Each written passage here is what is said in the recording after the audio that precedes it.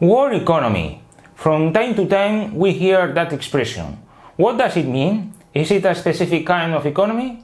That's what we are going to see right here, right now. We are flying in. Hello and welcome to Backstage Politics. My name is Esteban Vidal and the purpose of this channel is to help you understand politics and international relations. Here you will be told what nobody else tells you about politics. Today I want to speak to you about the war economy. It's a concept that we don't usually hear, but in specific situations we use it. That happens especially during a crisis when the government adopts harsh economic measures and people go through severe hardships. That is the ordinary usage of this term. Yet in political science and even in economics, it has a different meaning and it's more literal. In this case, we are speaking about a crisis created by war. As a result, the government reorients the whole economy to support the war effort. Then we talk about the war economy. On this occasion, I want to focus on the war economy to set out its meaning. At the same time, I'm interested in addressing the relationship between it and militarism. That will allow us to see this particular phenomenon. I refer to the militarization of the economy. It isn't anything new, but political scientists and even economists overlook it. In this way, I want to discuss how this phenomenon associated with exceptional periods has become more usual than we think. What's the war economy? It's when the state adopts a set of measures to mobilize the economy for a war production. That's a short definition. Nevertheless, the matter itself is broader and includes multiple aspects. Wars are expensive, and they require a huge amount of a wide range of resources. So the war economy is the situation in which the economy produces, mobilizes, and allocates resources to sustain the violence. In brief, the whole economy is reoriented to afford the war effort. In this kind of situation, the economy becomes something different compared to what it is in peace times. The state arranges the economy in a very different way. The basic needs of society have harsh constraints, and production is aimed to supply the military. That explains why wars involve a situation in which people experience hardships and there are shortages of staple goods. Warfare itself devours resources. In general, a war economy develops substantial adjustments to its consumers to accommodate defense production needs. In this situation, the state has to choose how to allocate resources very carefully to support the army and achieve military victory. At the same time, there is a need for meeting vital domestic consumer demands. However, all wars involve hardships in this realm for common people due to the shortages of daily goods. Insofar as war is the priority for political authorities, defense and national security spending have a critical role. They concentrate most resources of the nation, so measures to ensure these expenses lead to rationing in which the state controls the distribution of goods and services. For this reason, it's very usual to witness a decline in standards of living in the population. That entails a high social and political cost in the domestic realm. At this point, we can't overlook several factors related to the war economy and also to the functioning of any state. I refer to the state's activity. It carries out 4 different activities. I'll mention the most relevant for the current discussion. They are war making. That's clear when we talk about international wars. And the other main activity is extraction, namely the acquisition of the means to carry out war making. We shouldn't forget the direct relation between war making and the extraction of resources from society. That's the result of an authoritative practice of allocating resources. In this regard, it's essential to mention the relevance of the 2 monopolies that sustain these 2 core activities of the state. I refer to the monopoly of violence and the monopoly of taxation. At the same time, the state denies the free use of military weapons, and it also wields the single authority to tax the property or income of individuals.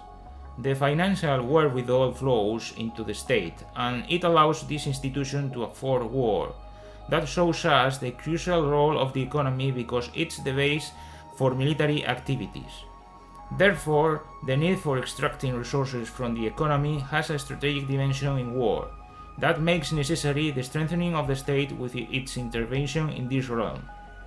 When a state involves in war, it has to adjust all its economic means and resources to the new situation. That entails the change of the productive system to fulfill the defense and security demands. The economy is reoriented and the state expands its intervention. At the same time, it grows. It's a strengthening process of the state in military and economic terms. In this way, the militarization of the economy aims to produce goods to support the army and also to reinforce the power of the state in the domestic and international realms. State interventionism is critical in these situations. In these cases, we witness how the state transforms industries to produce different goods that are essential in war. For instance, chemical fertilizer factories become explosives and ammunition industries. Tractor factories start to assemble tanks. The process is the same for other industries. So the militarization of the economy involves these changes in the productive apparatus.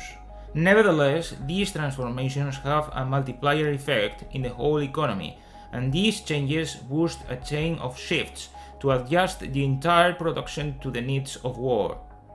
The state not only changes what and how the economy produces, it also allocates resources and intervenes in the distribution of goods. All of this comes with state planning. Even if there may be some initial improvisation in the first steps of militarization, the process itself becomes the execution of military planning for these events. Chance has no room in the organization of the economy in wartime. Furthermore, militarization also entails the mobilization of resources available in society. I refer not only to material resources, such as raw materials, but also human resources that constitute the workforce of the nation. While the state mobilizes them, it distributes them according to the military needs. In this way, the state organizes the space to support the war effort. In this situation, the war economy means a total mobilization of people who are relocated and the massive extraction of wealth from society. Society and economy are inseparable, and the transformation of the economy includes profound changes in society. Besides the reorganization of the productive system, the state adjusts society to military needs in the economy and on the battlefield.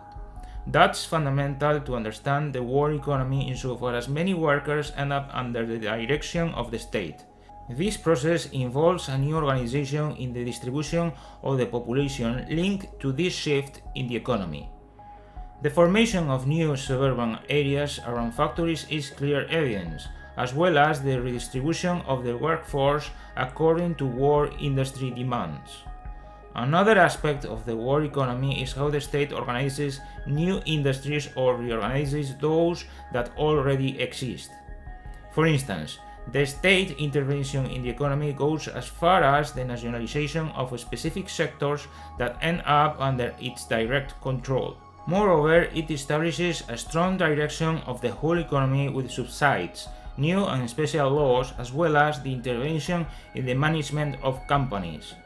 New monopolies emerge in critical industries for better coordination of the war effort in the economy. In some cases, the state resorts to expropriations of goods, factories, and other resources. The expansion of the state leads to a wave of regulations and the consistent oversight of the economy. I'm talking not only about the management of industries, factories, and so on. I also refer to the workforce with disciplinary actions aimed to get its cooperation. That may involve its militarization and the suppression or neutralization of unions, as well as other restrictions of labor rights such as strikes, picketing, demonstrations, and so forth. The intervention of the state doesn't stop here. It has a total impact on the whole economy. I have to mention the public investment in strategic industries and the formation of new state-owned companies. In this situation, public spending becomes a decisive element for the war effort. That's quite clear in the military budget, which always skyrockets. Aside from the foundation of new companies and monopolies, I have to stress the investment in infrastructures to facilitate the mobilization of resources, troops, officials, and the workforce. All of this is fundamental to increase the state control of the economy and society, and primarily to underpin its military might. The state's tentacles reach to other fields too. That's the case of the market, which ends up tightly regulated. In this regard, the free market fades away, and the control of prices rules the distribution of goods. However, it supervises transactions to reduce as much as possible the consumption. That strategy allows it to allocate resources in those sectors in which they are more necessary.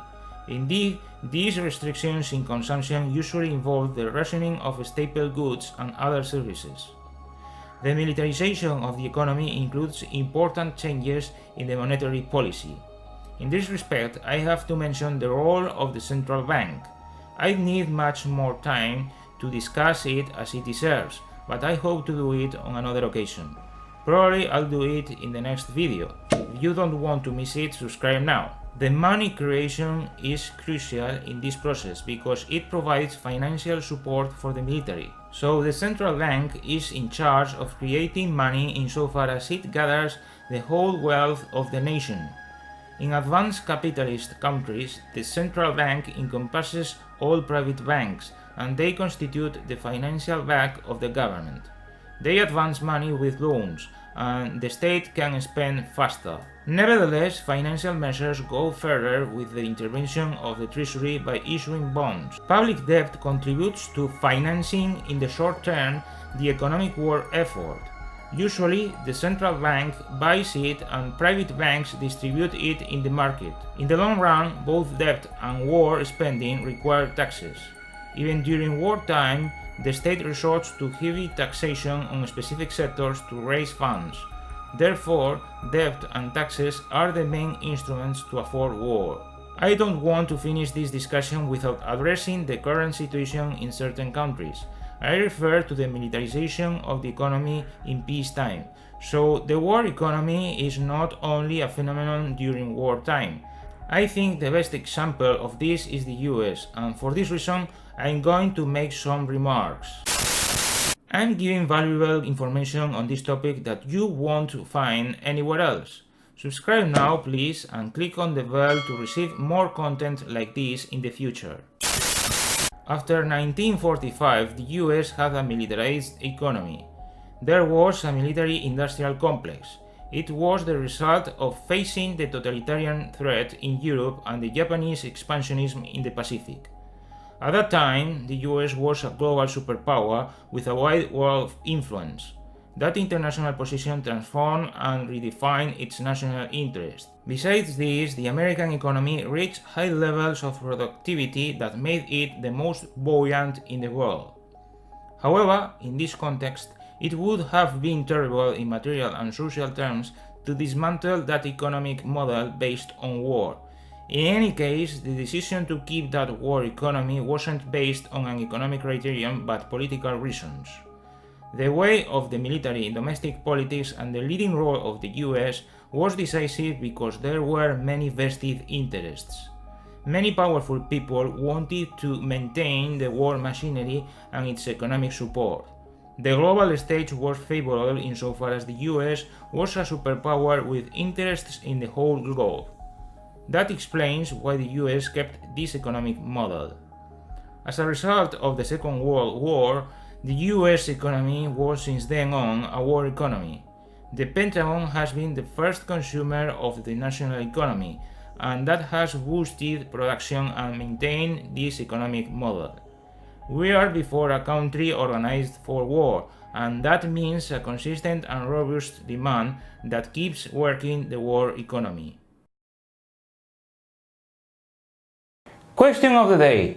What are the war economy limits? Are they material resources or society? Post your opinion in the comment section below and I'll check it out. If you like this video, subscribe by clicking here. Don't forget to share and smash the like button. Here you have a link to the US national security system. Thanks so much for watching and I'll see you the next time.